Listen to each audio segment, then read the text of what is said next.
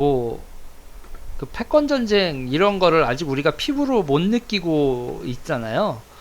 올 겨울이요. 올 겨울에 유럽은 이 패권 전쟁을 처절하게 느낄 것으로 예상이 되고 있습니다. 자, 유럽이요. 지금 어떻게 나오냐면 올 겨울 난방 온도를요. 18도까지로 제한합니다. 샤워는 5분 안에 해라. 여러분, 이게 우리가 선진국이라고 생각했던 유럽에서 벌어지고 있는 일입니다. 샤워는 5분 안에, 난방은 18도까지. 이야. 지금 여름이잖아요. 일단 여름에는 어떻게, 여름에 지금, 여름은 에어컨이죠. 에어컨 같은 경우에는 어떠냐. 이게 이제 스페인 같은 경우는 그 쇼핑몰, 영화관, 이런 공공기관 있죠. 이런데 에어컨 온도가 27도 이하로 내리지 못하게 법령을 통과시켰습니다.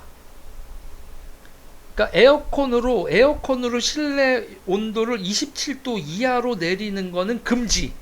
법으로요. 스페인이요. 그렇게 돼 있고요. 프랑스는 지방자치제니까 지방에 따라 다른데 에어컨을 그러니까 문을 열고 에어컨을 가동하면 범칙금을 부과하기로 했답니다. 에어컨을 켜놓고 상점을 문을 열면 범칙금을 때린다.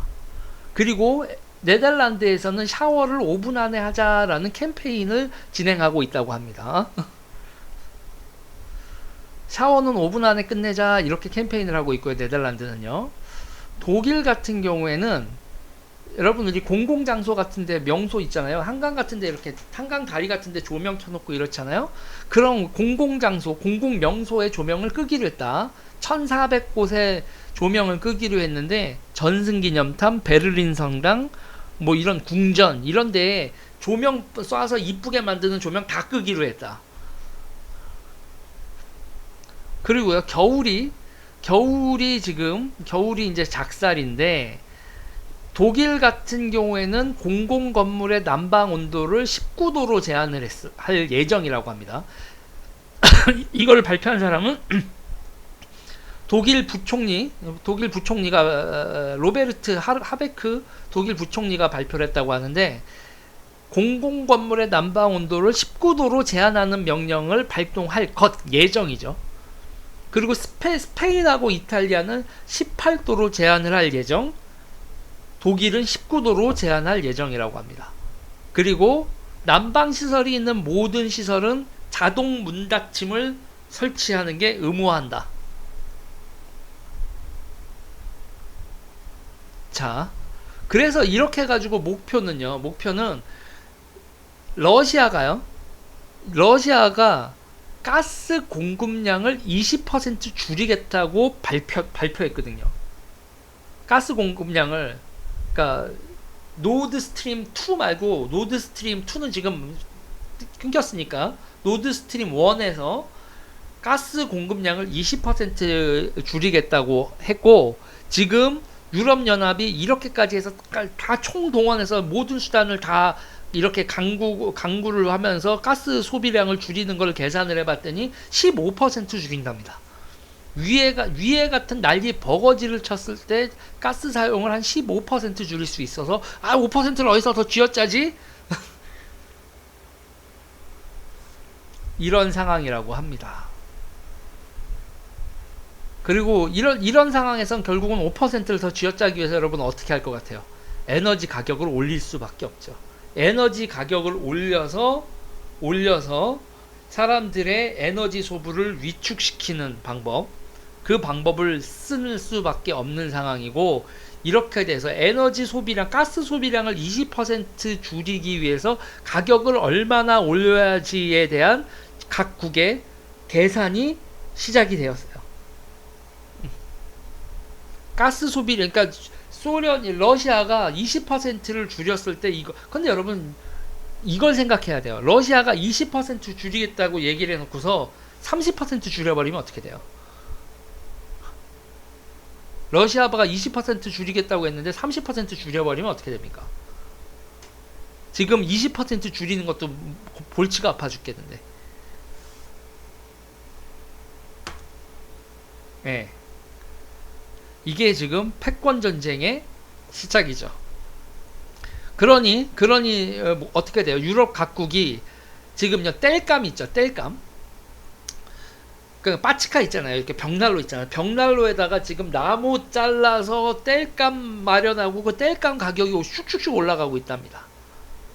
땔감 가격이 슉슉슉 올라가고 있고 땔감을 확보하기 위해서 난리가 아니고 올 겨울은 유럽이요 석탄과 나무로 어떻게 비벼서 날 것 같이 보입니다. 그래서 지금 유럽이 발전소, 석탄 발전소 이런 거 폐쇄한 거에 대해서 아주 피눈물을 흘리고 있죠. 원자력과 석탄 발전소를 가동은 안 할지언정 언제든지 쓸 수 있는 상태로 준비는 해놓을 걸. 아이고 그냥 폐쇄시켰더니 이런 일이 벌어지는구나. 이런 상황이죠. 지금 뭐 CO2 지구온난화 막고 뭐 이러는 거. 그래서 지금 결과가 어떠냐. 그래서 지금 어떤 지금 얘기까지 나오냐면 이게 주한규 선생님이 올려준 게 있는데 제가 페북을 좀 찾아볼게요. 주한규 선생님의 그 페북을 보니까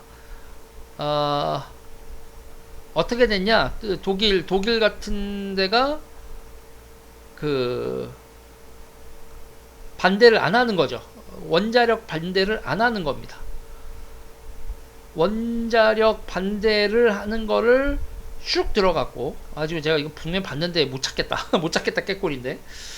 그래서 이제 그 원자력 발전에 대한 그거를 그러니까 독일이 원자력 그런 거 없어도 돼 그랬는데 아니야 이거 원자력은 일단은 탄소는 안 나오잖아 그러면서 원자력도 다시 가동을 하고 뭐 기타 등등 에너지 안보가 다시 지금 전 세계에 대두하고 있는 상황이죠.